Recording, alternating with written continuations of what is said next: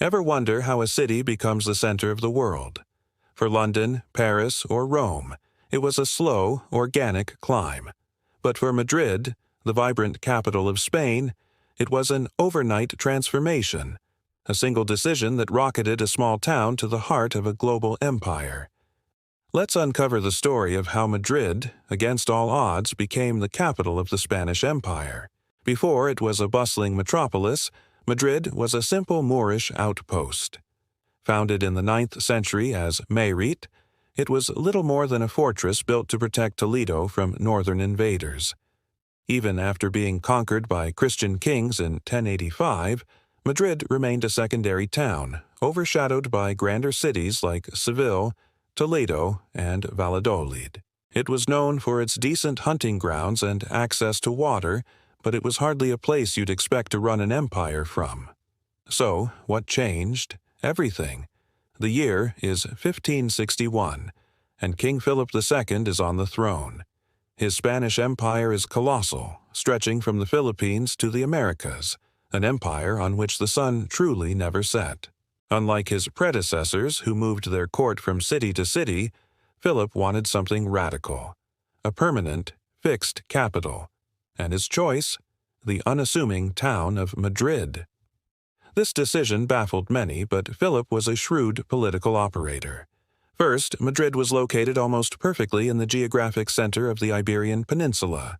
This made it the ideal administrative hub to govern the various kingdoms that made up Spain. It was a logistical bullseye. Second, and perhaps more importantly, was political neutrality.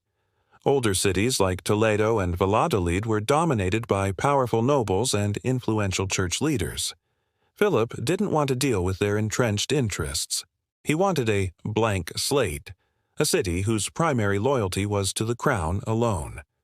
Madrid, with no powerful archbishop and no dominant aristocratic families, was the perfect candidate. It was a royal power play. Plus, it was close to the mountains where he was building his magnificent monastery palace, El Escorial. A nice personal perk. The moment Philip moved his court, to Madrid, it became the de facto capital.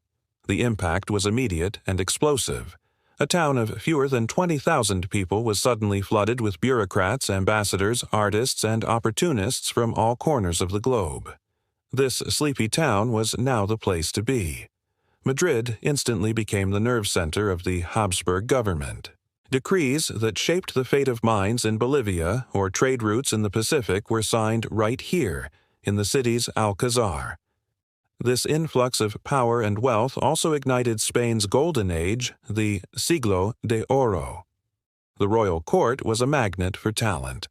Writers like Cervantes, the author of Don Quixote, and painters like the legendary Velázquez all flocked to Madrid seeking fame and fortune.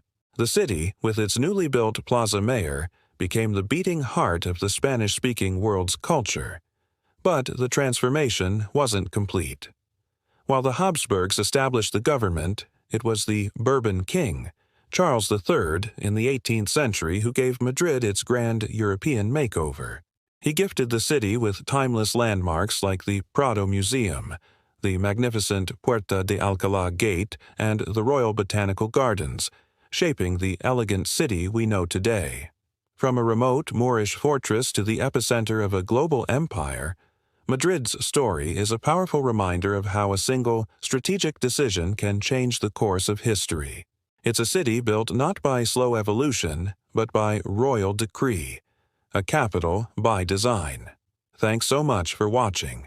If you enjoyed this journey into Spain's history, don't forget to like, subscribe, and hit that notification bell for more stories from around the world.